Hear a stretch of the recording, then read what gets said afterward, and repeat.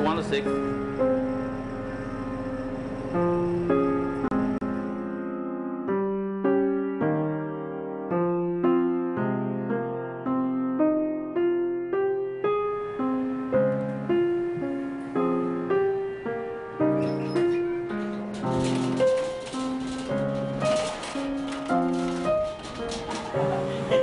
Saludos desde Windows on the World. Sun's coming out bright and early in the morning.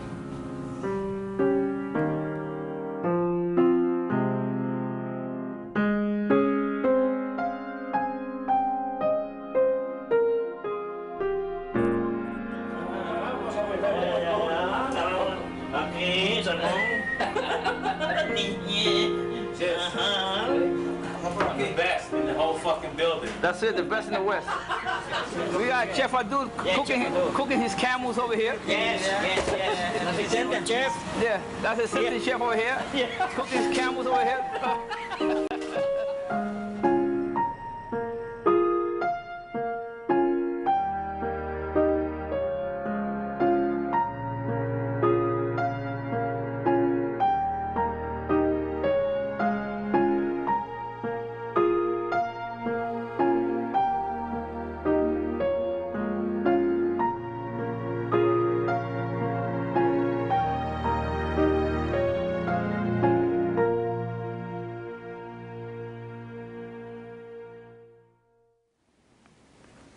I remember the day of September 11 at 2 o'clock in the morning. It was not even 6 in the morning. He was singing to me at 2 o'clock in the morning with his guitar. And then we went to sleep, and then when he got up around 7. He goes, "Oh, I'm running late. I have to fly. I have to go." I didn't like the idea, but he said that we're flying. I said, okay. So he left. So and then he called me up to say of the day, the same day of the accident. He didn't even sleep good that day. And then he called me up after the accident. He goes to me, "We okay? We got a little problem over here, but we don't know what's happening. But whatever happened, I love you." Like very calm down. He didn't pay mind to it. I said, okay. But then I saw the building, they were falling down. And I didn't like the idea, you know. I said, "Oh, look, they're falling down. Where's Moise? Where's Moise?" And I waited till real late.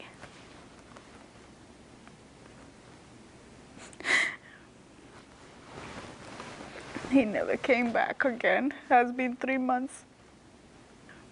I tried calling Windows on the World when that happened, and like all I got was a rapid busy signal on the phone lines. I tried calling John Haynes. I tried calling Asmat Ali. I tried calling Magdi Labib. I tried calling Mamadou, Rafael Martinez. These are all shop stewards. They usually carry my list with me. And all their phones were busy.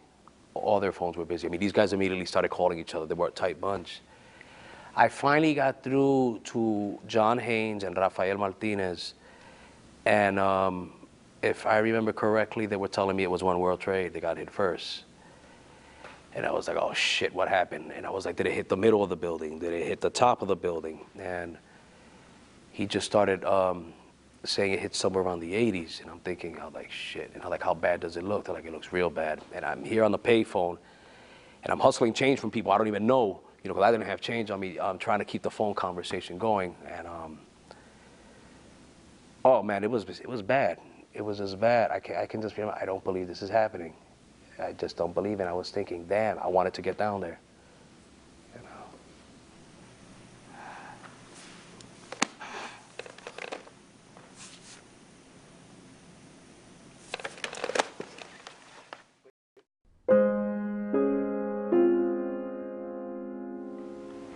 And I remember that he used to tell us that he wanted to lose weight, so he was going like up and down in the break, a job, like from floor, I don't know what floor, like a lot of floor, so he could lose weight. So I was thinking that maybe because he used to practice like going down, up and down, it would be easy for him like to get out, like through the stair, you know.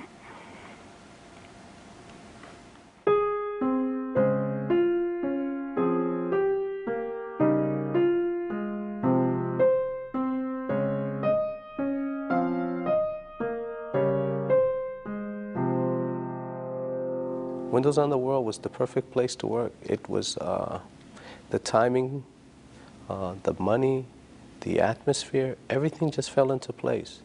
And we have people from all over the world. It was like United Nation in New York there. Any language you want, any dialect, you name it, somebody will speak your language and come there and help you through the menu or what to order. Or it was great. You can't find that way in any other place. You knew who was who, deeply.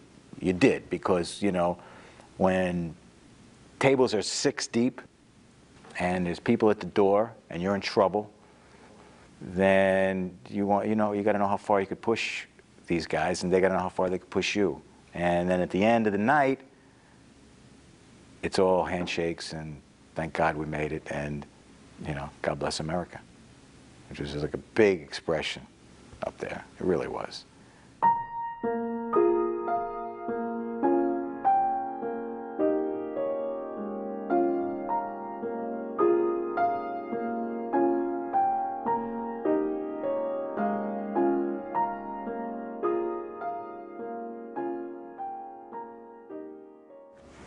Donc, ils ont appelé partout, ils ont porté le nom des hôpitaux, il faut partir.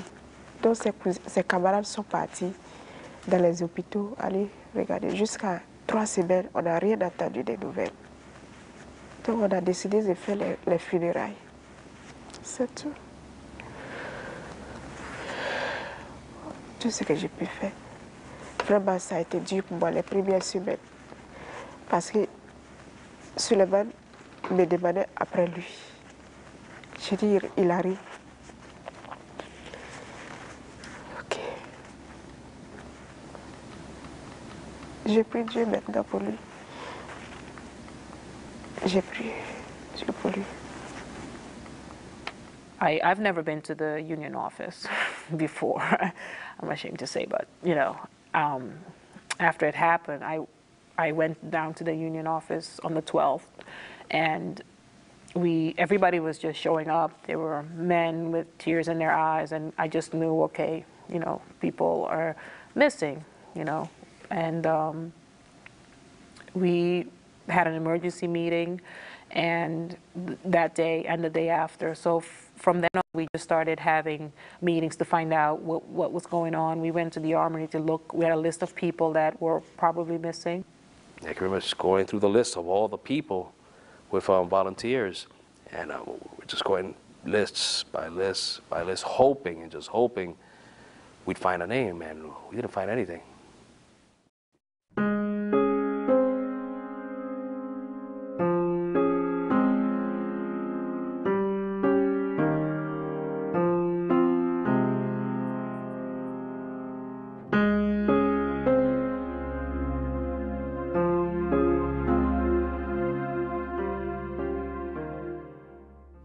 Para mí ha afectado bastante, porque incluso cuando pasó eso, yo pensé que se acababa el mundo para mí, porque mi esposo era todo para mí.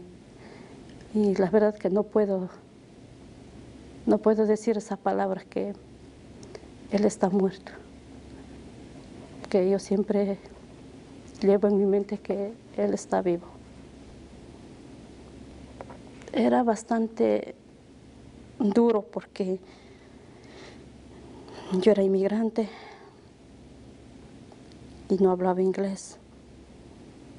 Para pedir informaciones de mi esposo, saber de él algo, tenía una desesperación tan grande, pero al mismo tiempo agarré un temor tan grande que no pude acudir a los lugares donde quería saber algo de él.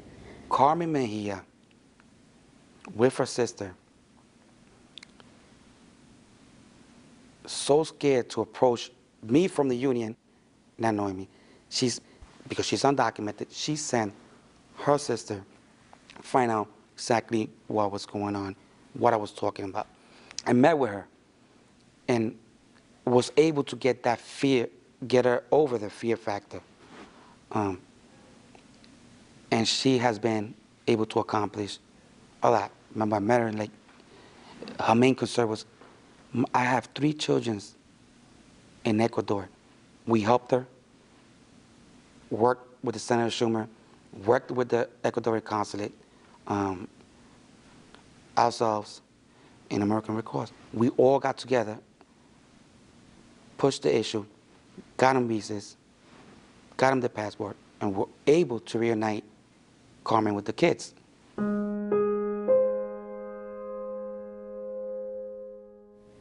Yo perdí una persona muy especial en mi vida. Perdí a Sammy Samuel Ayala. Nosotros estábamos viviendo casi 1 año y medio juntos. Y ha sido un golpe muy duro, esta pérdida. También perdimos compañeros de trabajo. Y también el trabajo, 3 cosas al mismo tiempo. Entonces, si yo he podido resolver mis problemas gracias al apoyo de la Unión, pero porque he tenido ese apoyo de ellos ahí, a cada cita que yo he ido, han estado ellos conmigo, y cualquier problema, han estado ellos ahí resolviéndome, y yo lo he podido hacer. Pero la gente, los trabajadores que no pueden, que no tienen esa suerte de ir acompañados de alguien, con un representante de la Unión, muchas veces esperan todo un día, horas y horas y horas y horas, y cuando les llega en el turno, no, te falta tal papel, regresa mañana, no, no calificas, y han perdido todo un día.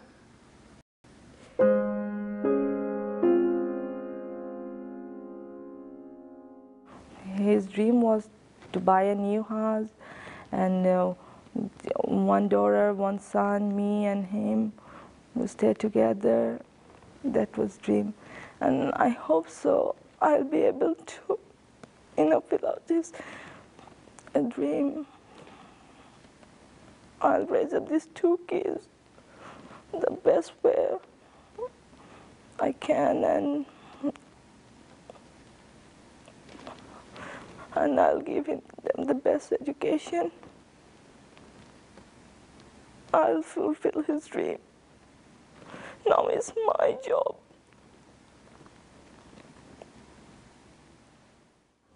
It's impossible to believe that our members could have died in the World Trade Center. They could have died at Windows on the World, and at least some of their dreams couldn't be realized now. Their children being here, the homes that they were working to purchase still be, in the family's names. These things are, there's so many little struggles that we're having just to make sure that the dreams of the people that are lost can continue in some way. Just the inequities of being here in New York City, working in our industry, an industry filled with undocumented workers, has been the case of Kareem Trawi and his family. Kareem was killed on the 11th, leaving his wife Khadija to try to keep their family together. And the issue there was that his wife was undocumented, had 2 of her children here, born in the States, are American citizens. She has a daughter that is in the Ivory Coast, and as an undocumented Muslim woman from the Ivory Coast, is now finding nothing but walls being put up by the U.S. State Department, not allowing her to unite her family. Si je vais parler au président, aux autorités, tout ce que je peux leur demander, que s'ils peuvent me régulariser pour me faire avoir du papier et avoir une sociale et des papiers pour travailler. Parce qu'actuellement, je ne peux pas faire du bon travail. Seulement, je fais les tresses des Africains. Ça, ce n'est pas du pays du travail. Je vais avoir un bon boulot pour payer les taxes au gouvernement. Surtout le cas de ma fille actuellement. Si j'avais les papiers, même si on ne lui donnait pas le visa, je pouvais partir, aller la voir et puis revenir. Bon, actuellement, je ne peux pas aller la voir, elle ne peut pas revenir ici et puis je ne peux pas partir parce que je n'ai pas les papiers. Ça me dérange aussi.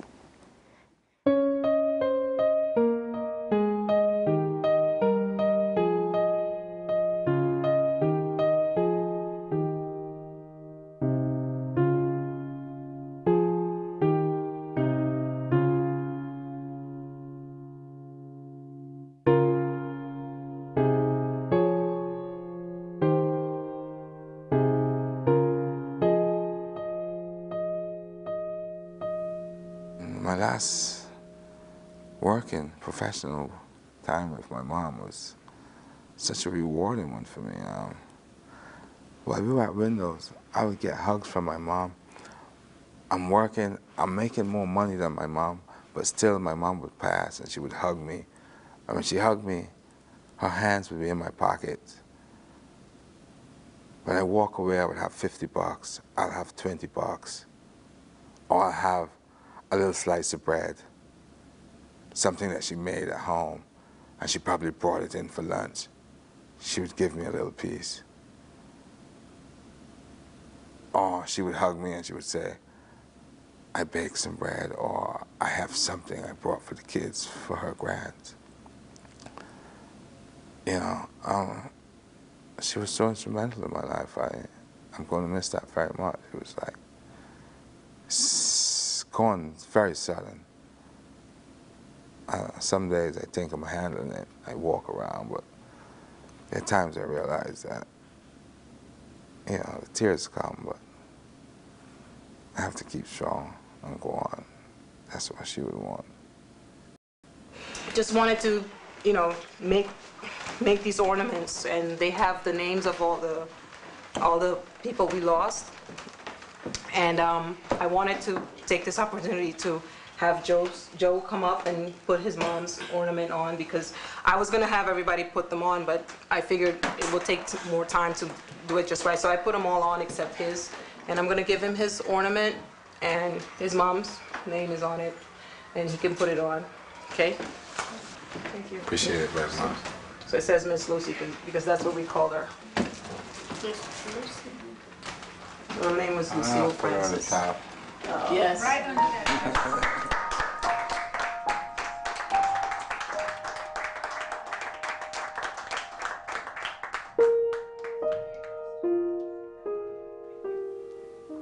Everyone, and this is just from my perspective, everyone who comes to America are looking for something better, all right? A chance to not only enrich their lives, but enrich their families' lives, whether they're working in America and forwarding money home to their family members so they can live a little easier or make life a lot simpler, and or if they're saving money to bring their family members over here to America because they know there is a better life here, because where they are, there's no future. I'm quite sure it's discouraging, you know, to a lot of people that come from different ethnic backgrounds, that they literally have to sneak into the land of the free, you know, to better their condition.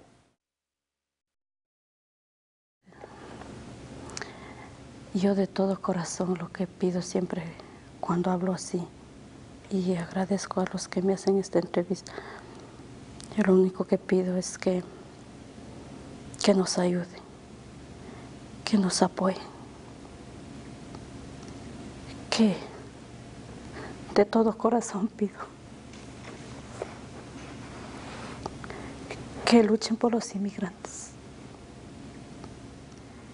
que me ayuden con los papeles, porque el sueño de nosotros era siempre quedar en este país, tener un futuro en este país.